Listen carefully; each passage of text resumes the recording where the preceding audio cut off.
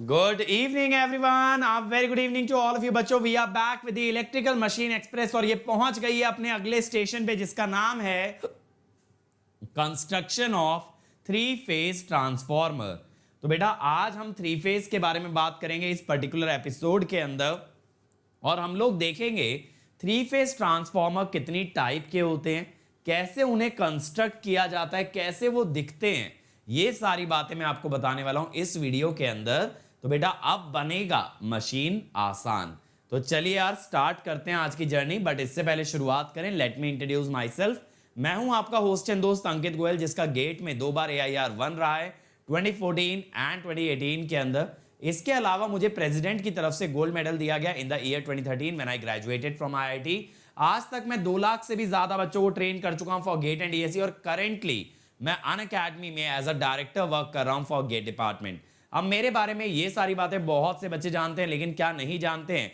अगर आप इस चैनल पे पहली बार आ रहे हो तो बेटा आपके लिए ये जानना बहुत जरूरी है कि ये चैनल आपकी पूरी तैयारी में एक रेवोल्यूशन ले आएगा, आपको एक असली इंजीनियर बनाएगा। ना सिर्फ आपको सब्जेक्ट्स की नॉलेज देगा बल्कि उनके एप्लीकेशन, उसके अराउंड की नॉलेज भी देगा, ताकि जब कहीं आप अपनी नॉलेज शो करो तो लोगों को लगना चाहिए भाई ये है असली इंजीनियर। इस लेवल की नॉलेज आपको प्रोवाइड करता है ये पर्टिकुलर यूट्यूब चैनल। इसीलिए बेटा सभी लोग जम के इस चैनल पे वीडियोस देखें, फायदा लें। और सिर्फ इस चैनल पे ही क्यों, आप हमारे साथ अनअकैडमी ऐप पे भी जुड़ो। अनअकैडमी ऐप बेटा इंस्टॉल करो अपने फोन में from the app store and the play store, and उसके बाद हमारा कोई भी फ्री इनिशिएटिव आप एक्सेस करो। सिंपली बस उसे अनलॉक करना पड़ेगा using the code Ankit ESE। चलिए तो आते हैं भाई construction of a three phase transformer. अब बेटा जब ये थ्री फेज ट्रांसफॉर्मर्स की बात आती है तो यहां पे क्या होता है ना, 2 तरीके हैं इसको बनाने के। कौन कौन से 2 तरीके? या तो आप एक पूरा का पूरा थ्री फेज ट्रांसफॉर्मर कंस्ट्रक्ट करें, या 3 सिंगल फेज के ट्रांसफॉर्मर्स आप लें और उन तीनों ट्रांसफॉर्मर्स को साथ में जोड़ के आप कंस्ट्रक्ट करें एक थ्री फेज ट्रांसफॉर्मर। तो बेटा अगर 3 अलग अलग ट्रांसफॉर्मर लेते हो then basically it is called as a three phase transformer bank. और अगर एक ही सिंगल यूनिट है जिसमें तीनों फेजेस लगे हैं that is called as a three phase transformer. तो पहले जानते हैं इनमें डिफरेंसेस क्या है बेटा। अगर थ्री फेज ट्रांसफॉर्मर बैंक की बात करें तो बेटा ये ज्यादा कॉस्टली है, क्योंकि इसके अंदर 3 टैंक प्रेजेंट होंगे। हर ट्रांसफॉर्मर का एक अपना टैंक, अपना इंसुलेशन, अपना वाइंडिंग, यानी हर चीज 3 गुना होगी। और ये सस्ता पड़ेगा क्योंकि यहां एक ही कोर है, एक ही टैंक है। You do not need 3 tanks in a three phase transformer. तो बैंक के अंदर 3 टैंक लगते हैं, यहां एक ही टैंक लगता है। अब बेटा यहां पे अगर देखें थ्री फेज ट्रांसफॉर्मर बैंक के अंदर, ध्यान से सुनना, थ्री फेज ट्रांसफॉर्मर बैंक में एक ट्रांसफॉर्मर अगर आप लो सिंगल फेज, वहां पे 4 टर्मिनल होंगे। कैसे? 2 प्राइमरी के और 2 सेकेंडरी के, या ये कह दो 2 HV के और 2 LV के। यानी आपको 4 वायर बाहर निकालनी पड़ेंगी और वायर को बाहर निकाला जाता है बुशिंग की मदद से। यानी 4 बुशिंग लगेंगी, 2 हाई वोल्टेज के लिए और 2 लो वोल्टेज के लिए। लेकिन जब थ्री फेज ट्रांसफॉर्मर है तब बेटा स्टार और डेल्टा उसके अंदर ही बना दिया जाता है। वहां पे ना आपको 4 लीड अलग अलग निकालने की जरूरत नहीं पड़ती। तो आप 3 लीड निकालते हो प्राइमरी की और 3 सेकेंडरी की, और जो भी वायरिंग कनेक्शन है वो अंदर देते हो। अगर थ्री फेज ट्रांसफॉर्मर बैंक है तो आप वायर को ना बाहर निकाल के कनेक्ट करोगे, और बाहर अगर निकालोगे you will need a bushing to bring out the conducting wire. Bushing का रोल क्या होता है? जो कंडक्टिंग वायर आप बाहर निकाल रहे हो ना, वो टैंक से टच ना हो, ट्रांसफॉर्मर की बॉडी से टच ना हो, जिस कारण से ट्रांसफॉर्मर की बॉडी में करंट ना दौड़े। तो इसीलिए बेटा बुशिंग का यूज करते हैं। तो ओवरऑल 4 टर्मिनल अगर 3 के निकालोगे तो 12 बुशिंग लगेंगी। यहां पे 3 प्राइमरी 3 सेकेंडरी, तो 6 ही बुशिंग लगेंगी। ये भी खर्चा बच गया। यहां भाई ज्यादा जगह की जरूरत पड़ेगी। क्यों ज्यादा जगह की जरूरत पड़ेगी? क्योंकि 3 टैंक हैं। यहां पे कम जगह की जरूरत पड़ेगी क्योंकि एक ही टैंक है। यहां पे बेटा आपके पास फ्लेक्सिबिलिटी है स्टार को डेल्टा में बदल सकते हो क्योंकि कनेक्शन आपने बाहर में जोड़ा है, यहां कनेक्शन अंदर ही जोड़ा है, तो आप कनेक्शन को चेंज नहीं कर पाओगे। इसके अलावा बेटा अगर यहां एक ट्रांसफॉर्मर डैमेज हो गया, यहां आपके पास 3 है 1 1 फेज के, एक डैमेज हो गया तो रिप्लेस कर दो। यहां अगर डैमेज हुआ ना, पूरा का पूरा 3 फेज रिप्लेस करना पड़ेगा क्योंकि एक ही ट्रांसफॉर्मर के अंदर तीनों फेजेस प्रेजेंट है। यहां पे बेटा एक सिंगल फेज की यूनिट को एज अ बैकअप रखोगे ताकि जैसे ही एक सिंगल फेज ट्रांसफॉर्मर डैमेज हो उसे रिप्लेस कर दिया जाए। यहां पूरी एक 3 फेज की यूनिट को बैकअप में रखोगे, उस पूरी यूनिट को रिप्लेस करना पड़ेगा। यहां पे बेटा 3 कोर हैं तो आयरन लॉसेस ज्यादा हैं, यहां एक ही कोर है तो कम आयरन है, कम लॉसेस हैं। आपको बेटा पता होना चाहिए आयरन लॉसेस या कोर लॉसेस कोर वॉल्यूम के प्रोपोर्शनल होते हैं। तो अगर ज्यादा आयरन यूज कर रहे हो, ज्यादा वॉल्यूम यूज कर रहे हो, तो आयरन लॉस भी ज्यादा ही आएगा। ठीक है, यहां पे स्टार स्टार वाला ट्रांसफॉर्मर एक सिंगल फेज लोड नहीं सप्लाई कर सकता, उसका रीजन होता है हार्मोनिक्स, उसका रीजन होता है ऑसिलेटिंग न्यूट्रल, लेकिन यहां पे सप्लाई कर सकते हो। ठीक है, तो ये तो हुआ भाई 3 फेज ट्रांसफॉर्मर और 3 फेज ट्रांसफॉर्मर बैंक के बीच का डिफरेंस। अब देखो अगर एक 3 फेज ट्रांसफॉर्मर कोर बनाया जाए जिसमें कि एक ही कोर पे तीनों वाइंडिंग लगाएं, तो आइडियल स्ट्रक्चर बेटा ऐसा होता है।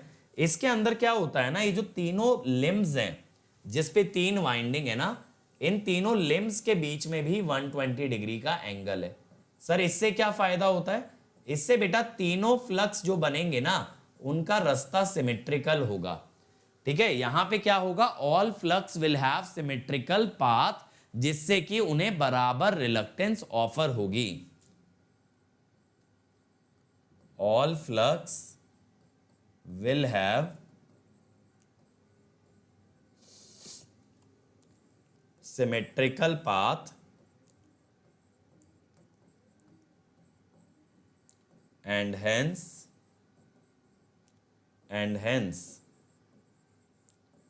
are offered equal reluctances। ठीक है, बराबर रिलक्टेंस ऑफर होती है भाई, ये बात क्लियर है। लेकिन बेटा इस तरह का कोर कंस्ट्रक्ट करना भी तो मुश्किल है ना, तीनों लिम्ब 120 डिग्री पे 3 डायमेंशनल स्ट्रक्चर है, इसीलिए थोड़ा सा ना सस्ते वाला जुगाड़ देखते हैं, ऐसा देखते हैं कोर। ये होता है कोर टाइप 3 फेज ट्रांसफॉर्मर। लेकिन बेटा इसके अंदर प्रॉब्लम पता है क्या होती है, देखो अगर आप सेंट्रल वाला फ्लक्स देखोगे ना, उसके पास 2 रास्ते हैं, एक तो रास्ता ऐसे है और एक ऐसे है, तो ये दोनों रास्तों की रिलक्टेंस पैरेलली ऐड हो जाएगी, तो बीच वाले फ्लक्स को ना रिलक्टेंस कम ऑफर होती है। और अगर बाहर वाले लिम्ब का फ्लक्स देखो, उसके पास भी 2 रास्ते हैं, एक तो क्लोज लूप ऐसे पूरी कर ले और एक पूरा आगे से पूरी कर ले, तो ये जो साइड वाली लिम्ब्स होती है ना, इनको रिलक्टेंस ज्यादा ऑफर होता है।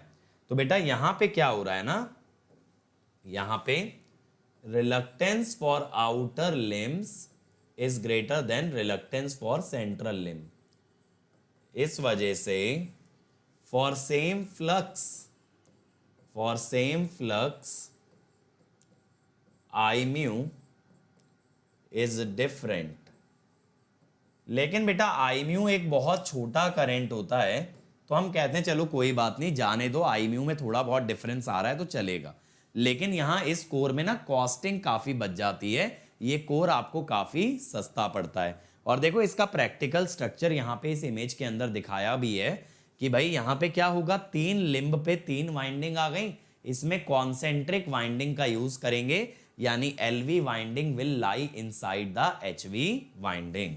तो यहाँ पे हम क्या यूज करते हैं, कॉन्सेंट्रिक वाइंडिंग। क्या यूज करते हैं, कॉन्सेंट्रिक वाइंडिंग। ठीक है भाई, अब ऐसे ही बनता है बेटा शेल टाइप। शेल टाइप में आप ऐसे विजुअलाइज कर लो कि आपने ना 3 शेल टाइप को एक के नीचे एक रख दिया है, बट यहां पे ना कॉन्सेंट्रिक वाइंडिंग यूज नहीं होती, यहां कौन सी होती है, sandwich type of winding use की जाती है। देखो जैसे यहां पे दिखा भी रखा है, शेल टाइप ट्रांसफॉर्मर आपको शो भी किया है। तो शेल टाइप के अंदर देखो हर एक लिम्ब का जो फ्लक्स है वो कैसे जाएगा, ऐसे ऊपर गया, फिर राइट में गया, लेफ्ट में गया, ठीक है। अब ये जो नीचे बीच वाली लिम्ब है, बीच वाली लिम्ब का जो फ्लक्स आएगा वो ऐसे ऊपर जाएगा, फिर राइट में, इधर लेफ्ट में। अब ये दोनों जो फ्लक्स है ना बेटा, ये दोनों सबट्रैक्ट हो रहे हैं। अगर आप देखो इस कॉमन एरिया के अंदर ये ब्लू वाला फ्लक्स राइट में जा रहा है, रेड वाला फ्लक्स लेफ्ट में जा रहा है। तो देखो मेरी बात को यहाँ पे ध्यान से सुनना। अगर ये फ्लक्स फाई है तो इधर गया 5/2, इधर भी गया 5/2, इधर भी गया 5/2 और इधर भी गया 5/2। लेकिन जहां पे ये दो फ्लक्स एक साथ आ रहे हैं, यहां कितना फ्लक्स होगा ये जानने के लिए क्या करते हैं, देखो हम ना पहले 3 फेज के फ्लक्स बना लेते हैं। जैसे ये हमने बनाया बेटा,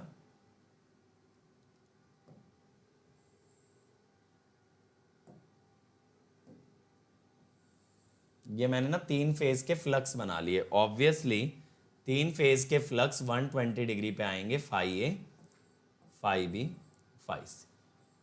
अब मुझे क्या दिख रहा है बेटा कि यहाँ पे ना अगर ये ऊपर वाला फेज ए है तो ये वाला फ्लक्स है फाई A/2 और ये वाला फ्लक्स है फाई B/2। तो मुझे ना फाई A/2 और फाई B/2 को सबट्रैक्ट करना पड़ेगा। तो ये हो गया फाई A/2 और ये हो गया फाई B/2। अब इसको सबट्रैक्ट करना है। सबट्रैक्ट करने के लिए क्या करना पड़ेगा ना, अपोजिट वेक्टर बनाना पड़ेगा, अपोजिट फेजर बनाना पड़ेगा। ठीक है। अब इन दोनों को सबट्रैक्ट करने के लिए ऐसे हमने ज्वाइन करा दिया। ठीक है।